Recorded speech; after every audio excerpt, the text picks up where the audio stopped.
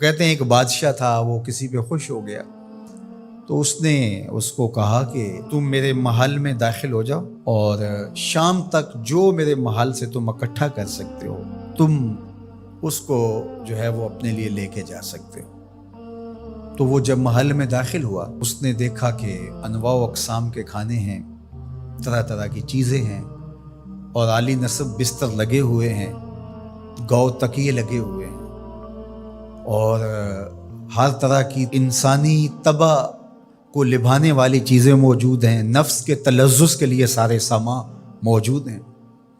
تو وہ گیا اور اس نے انواع و اقسام کے کھانے کھائے اور کھانے کھا کے اور مختلف وہاں انواع و اقسام کے مشروبات پیے اور ایک گاؤ تکیے سے ٹیک لگا کے ان نظاروں کو دیکھنے لگا۔ ایسی مستی چڑھی کہ آنکھ لگ گئی۔ اچانک اس کو دربان نے اٹھایا اور کہا کہ تیرے جانے کا وقت ہو گیا ہے۔ اب جب وہ واپس نکل رہا تھا تو حسرت سے روتے ہوئے جا رہا تھا کہ میں نے عیش و عشرت میں یہ وقت گزار دیا، کچھ نیند میں گزار دیا، اور جب وہ گزر رہا تھا تو قیمتی ہیرے، لال موتی، پکھراج کیا راستے میں بکھرے پڑے تھے۔ اور ایک دوسرے شخص کو داخل کیا تو اس نے ان لذت انگیز چیزوں کی طرف توجہ نہیں کیا، سب سے قیمتی چیزیں وہاں سے اٹھائیں اور جھولی بھری اور اپنے وقت مقررہ پر وہ واپس ہوا۔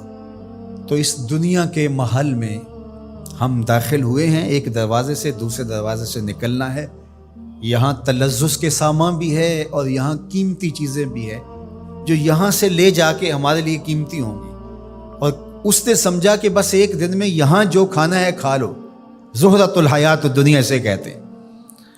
اور دوسرے نے کہا کہ یہاں تو بھوک کاٹ کے جیسے بھی تو میں جہاں جا رہا ہوں تو یہاں سے جتنی قیمتی چیزیں اٹھائی جا سکیں اس کو اٹھا کے وہاں کے لیے لے جاؤں۔ اب اس دنیا کے محلے میں اترے ہیں، یہاں سے عیش و عشرت کر کے جب اچانک موت کا فرشتہ کہے گا تیرا وقت ختم ہو گیا، آ جا، اور پھر خالی ہاتھ ہوگا، پاس کچھ بھی نہیں ہوگا، دامن بھی خالی ہوگا۔ اتنا کچھ تھا، ایک سبحان اللہ کا ہی اتنا وزن تھا کہ میزان بھر جاتا ہے، الحمدللہ کا ہی اتنا وزن ہے کہ زمین و آسمان کے درمیان جو جگہیں ہیں اس کی جزا سے بھر جائیں۔ لیکن ہم دنیاوی تلذذ میں رہے اور تھوڑی سی زندگی تھی، جب فرشتے نے جھنجھوڑا تو آنکھ اس وقت کھلی اور یہ کیا کر دیا ہم نے۔ لیکن جو اللہ کے بندے ہیں وہ کہتے ہیں کہ یہ تو آخرت کو جمع کرنے کی کھیتی ہے، یہاں جتنا کچھ جمع کر لیں۔ اصل یہاں سے کیا اٹھا سکتے ہیں، ہر شخص کا اپنا انتخاب ہے کہ وہ کیا اٹھائے گا۔